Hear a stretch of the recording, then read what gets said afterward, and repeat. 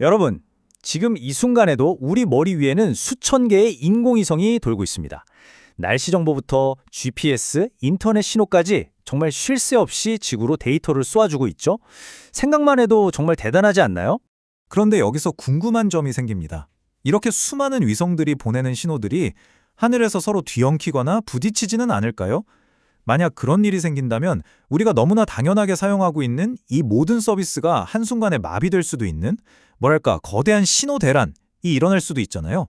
근데 왜 그런 일은 안 생기는 걸까요? 그 비밀은 바로 여기 보이지 않는 글로벌 심판, 바로 국제전기통신연합 ITU에 있습니다. 이 기구가 바로 저 넓은 우주 공간의 교통경찰 역할을 하고 있는 거죠.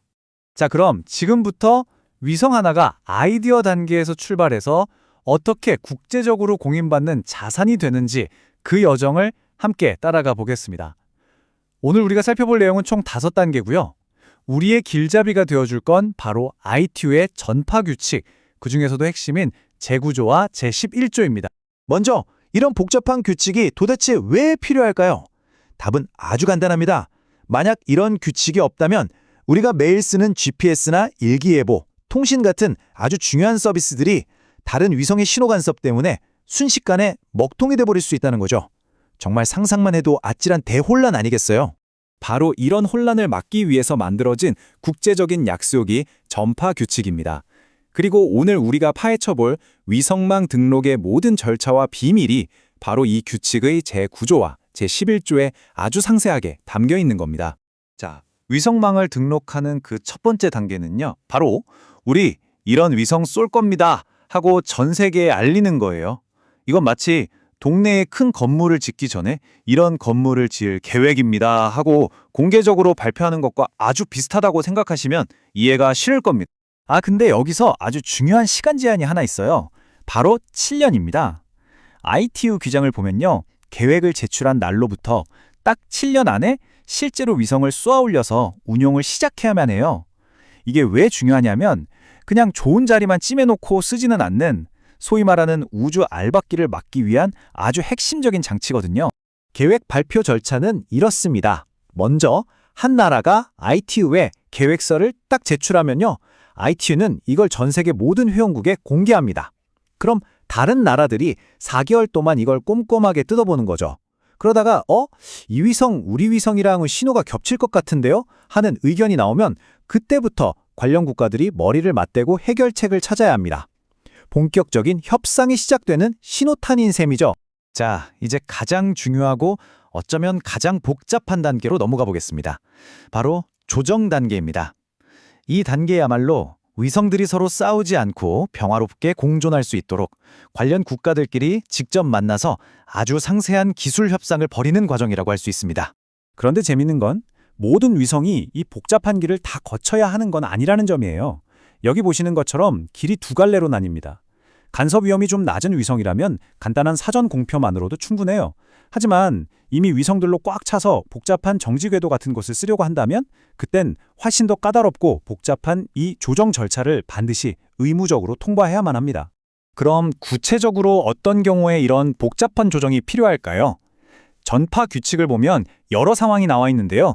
예를 들어서 이미 다른 위성이 있는 정주궤도 근처에 새 위성을 쏘아 올릴 때, 또는 위성 신호가 혹시라도 땅에 있는 다른 무선 서비스에 영향을 줄 가능성이 있을 때, 이런 경우들이 바로 대표적인 예입니다.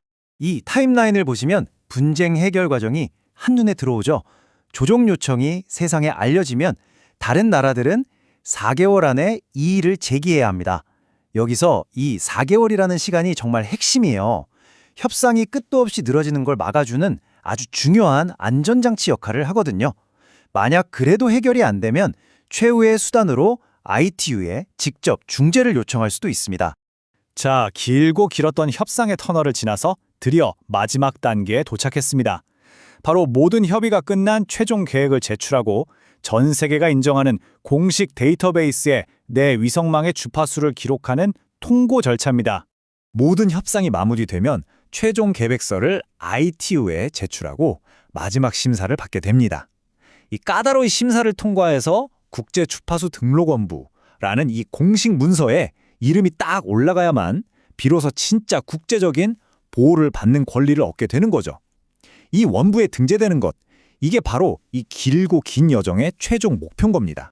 실제로 전파규칙 제11.375를 보면 아주 명확하게 못을 박아놨어요. 주파수 할당은 등록원부에 등재되어야 한다. 이 한 문장이 이 모든 과정이 얼마나 중요한지를 딱 보여주는 거죠. 자, 그럼 이 모든 과정이 우리한테 대체 무슨 의미가 있을까요? 언뜻 보면 좀 딱딱하고 관료적인 절차처럼 보일 수 있지만 사실 이건 우리 모두에게 아주 중요한 의미를 가집니다. 이건 그냥 서류 작업이 아니고요. 일종의 보호막을 얻는 거라고 생각하시면 돼요. 공식적으로 등록이 되면 나중에 혹시 생길지도 모를 다른 위성들의 신호 간섭으로부터 내 위성을 보호받을 수 있는 법적인 권리를 갖게 되는 거거든요. 바로 이런 법적 장치 덕분에 우리가 매일 의존하는 수많은 위성 서비스들이 안정적으로 돌아갈 수 있는 겁니다. 자, 오늘 이야기 이 표 하나로 깔끔하게 정리해 볼까요? 첫 번째, 사전 공표 단계에서는 전 세계의 계획을 알려서 투명성을 확보하고요.